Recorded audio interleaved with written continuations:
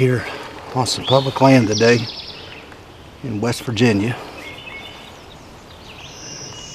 We're going to go check it out and see what is back here. I've been looking at this spot on the map most of the morning and last night. I've never been in here before. It's the first time I've ever been in here, so I don't even know what to expect.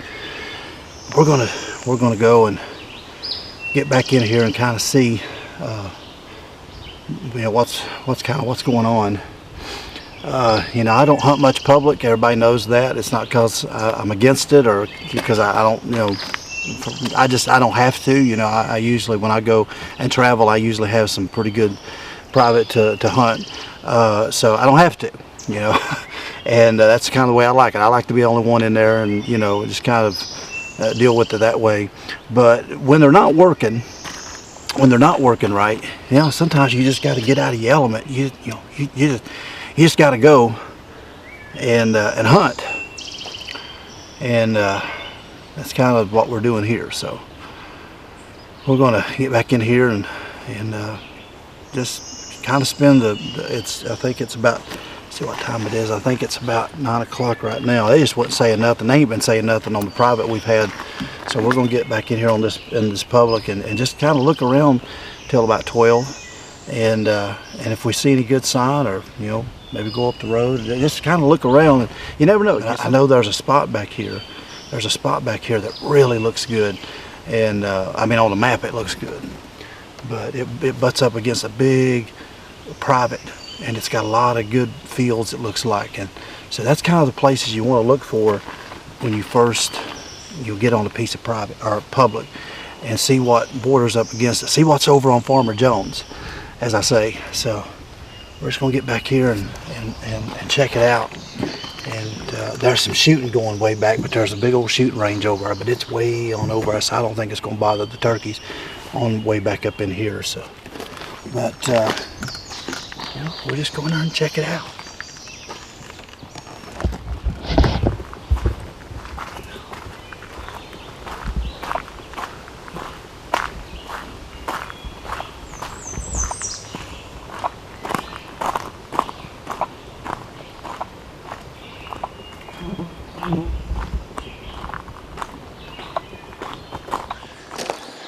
Never been back here before, but it looks pretty good on the map, and from what I hear, a local up here that I've talked to, they said that there's turkeys back in here.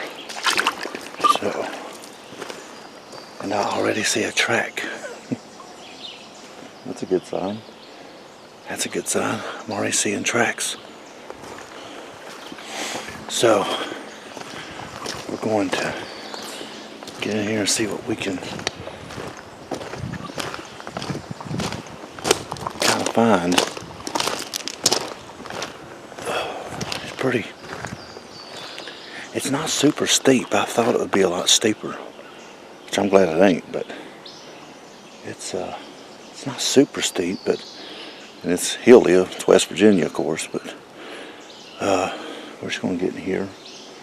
And I waited until later up in the day for two reasons. One, I wanted to see where I was going, and two, when I'm on public land, a lot of times I like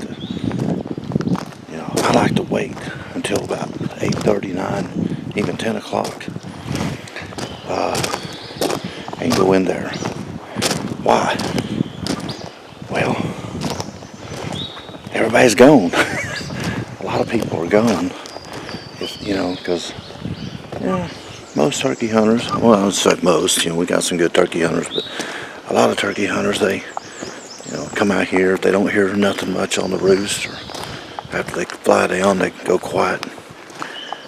The butt gets to hurting and the back gets to hurting, and they get impatient and they leave. So I slipped back in there about mid-morning. And here in the late season, we're here mid-May, in the late season, you're going to find them gobblers up in the daytime. 9:30, 10, 11, 12 o'clock. But it's going to get a little warm today, so I'm going to probably hang back here at about 12 o'clock. It starts getting hot. I'm getting out of here because I don't like hunting when it's hot. I just don't like it. I can't enjoy myself. So I'm going to go cool off. Maybe do something this evening. But we're going to get in here and kind of look around, call a little bit. And so far I haven't seen any vehicles or trucks or anything, so that's a good sign. I just seen my first turkey. And look at this. It's right on the walk-in. Look at this. Right on the trail by the road. He was right in that field. I think it was a Jake. He was right in that little field out there. He clucked at me. He putted. He didn't quite. I mean, the signs here. I found some more pretty fresh scratching. Which, you know, it could be 3 or 4 hens doing it. But there's some big gobbler tracks too. And so I know there's a gobbler in here somewhere that's been following these hens. Because the tracks in the mud's small tracks and a bigger track. I'm right over on the kind of on the fence line of this private, and there's a pasture down here. I'm probably about, you know, a good 100 yards from fence line, so we got room to move a little bit if we have to.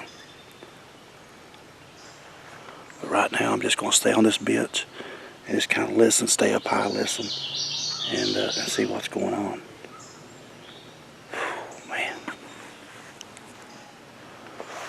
It's kind of humid. It's not really a bad walk in here. It's once you get up on that bench, you can kind of walk back here at this private, this border, this private, and I mean, you hunt where the sign's at.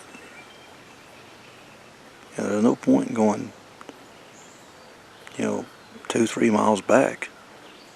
I mean, if your signs, you got a lot of sign up in here, so.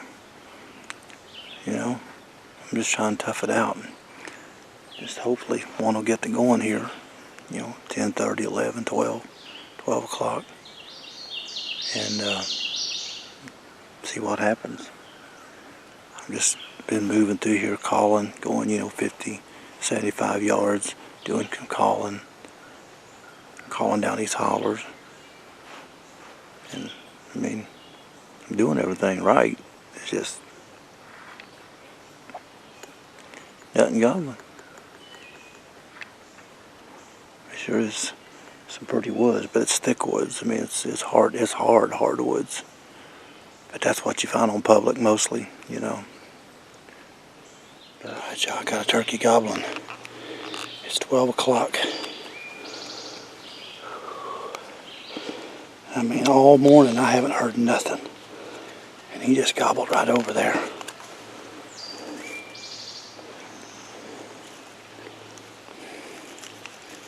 He's close too. He's close.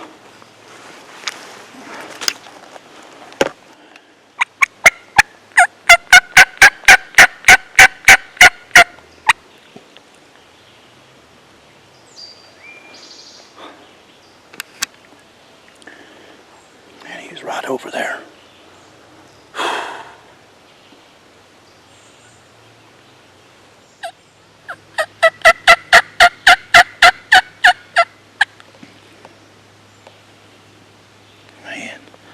I mean, he's right down here. He ain't too far.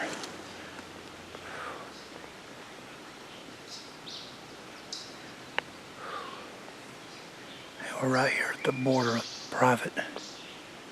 He's over on private.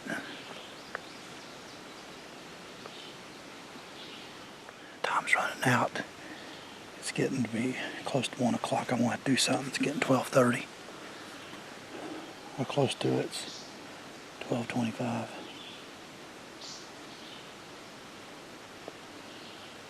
I feel like if I could crawl up there to that knoll there, I think I could kill him. I see that sucker.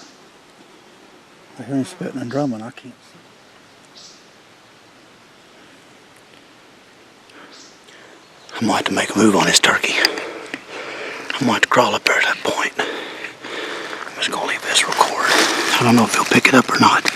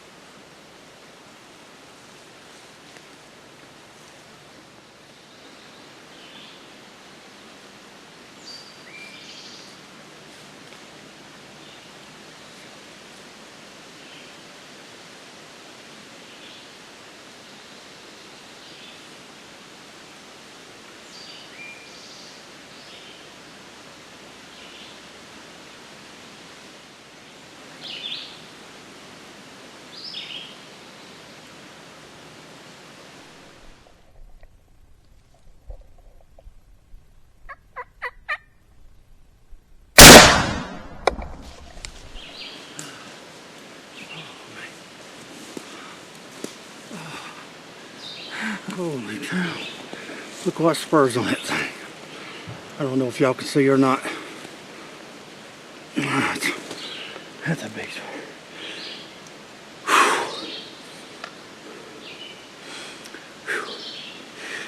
12:45 or 46. 15 minutes to go. Oh, he was just right over that. There's this little creek right here, and he's right in that thing. Oh, God, that's a big turkey. I got up there in his bubble. He came right back. He came right back. He never gobbled there for a while, but this man, as soon as I gave him last few calls, here he come back. It's just getting in their bubble. But that little bank right there saved me. He couldn't see me. Oh. Man, I'm sorry y'all that y'all had to, I don't know how much it got of me crawling, or I guess it's recording. I don't know. You just can't film when it's like that. It's just too tough.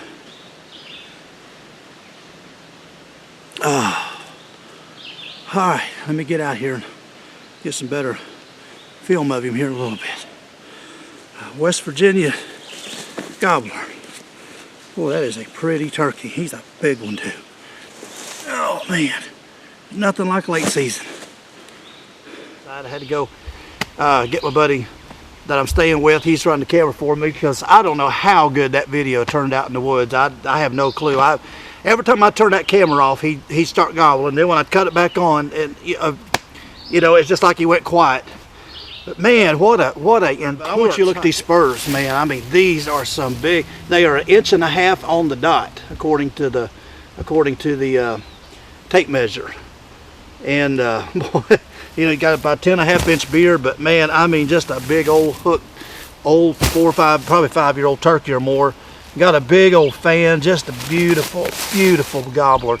And you know, just like old turkeys do, you know, whether it's early season, mid-season, late season, they get in that small little bubble and they just want to stay there, and they want that hen to come to them. They ain't leaving. But he was vocal. You know, it would have fooled a lot of hunters thinking, man, he's fired up, you know, because it kind of fooled me. I thought, man, this thing's going to be one of them kamikaze ones to just come flying in here and be dead in 10 minutes. But he wasn't, man. He just stayed right in that little bitty spot. And he was down low there in a little ravine. And, you know, I'm calling to him, he goes quiet and he gobbles. Then he starts gobbling a little bit, and then he shuts up. And I don't know what the camera picked up, the little camera I had. But anyway, it was getting, you know, 20 after 12 or so. You got quit at 1. And I was just getting, you know, it was getting tense. I could hear him spitting and drumming. I could hear him out there. But I just couldn't see him. I knew, because I was in that little creek bottom, I knew he was down that ravine. And I just couldn't see him where I was at. So the longer I'm sitting there, the more I think, man, I believe I can crawl on this turkey because of the way the bank and stuff sat, and try to slip up. I'm either going to blow him out of here or I'm going to kill him, because it was getting quitting time, you know. And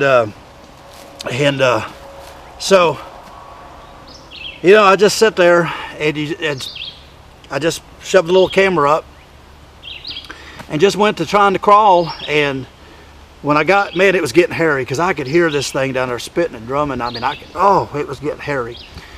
And then I said, if I can make it to that little tree, I believe I can soft call him, and you know, maybe he'll pop his head up. Once I got just another 30, maybe 25, 30 yards up that little creek bank and up on top, he was right down, you know, I started, you know, just clucking to him, purring to him, clucking purrs, and just started yelping really light, and I didn't do it much. And once, you know, because he knowed where I was at. He knowed, and so that hen had moved into his bubble, he thought.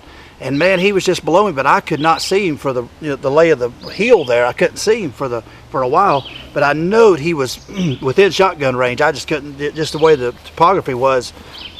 And man, I just caught a glimpse of him.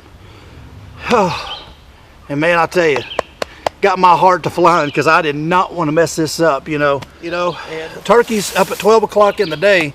And I'll tell you what, sometimes they'll run in on top of you. Sometimes they'll just hang up, especially if they're older turkeys like this. But man, what a beautiful, beautiful mountain turkey. I mean, he's been around a while, and I bet you he has eluded some hunters in his day. But I was just fortunate enough to catch him when he was about 12 o'clock. When he was looking for a hen, but he wanted that hen to come to him. And see, that's what you're going to have a lot of times in these older turkeys. You're going to have these strut zone gobblers that's just not got, and it seems like the older they get, the less that they want to move once they get into that bubble. And this turkey didn't move hardly at all for the longest time. So, you know, I knew that I couldn't go straight to him because it's, you know, the chances of him seeing you, because he's low, you're high. So I had to go back around, and I had to go around inside the hill, come back up on top, and I was able to just get, you know, within 70, 80 yards of him for the longest time. But then I had to move that one more time and get, you know, just get that little bit of few extra yards and just enough where he wants to investigate. So don't ever be afraid to move. Woodsmanship is so important. Calling's important, no doubt. But, you know, I could still be sitting back there yelping today, and you know, right now, and he'd probably still, you know, be down our gobbler. But because you know how to use the topography, use the lay of the land, crawl on them, slip on them, a lot of times you can slip right into them. I mean, man, and you got to go so slow that your rear end is just puckered, you know. But that's kind of how you got to do it. People ask me if I hunt public land. I do, if it's right, because I don't hunt a lot of public land because I don't have to.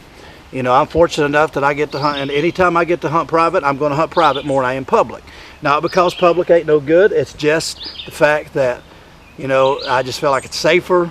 You know, you got less pressure to deal with, and that's just kind of how the way I like it.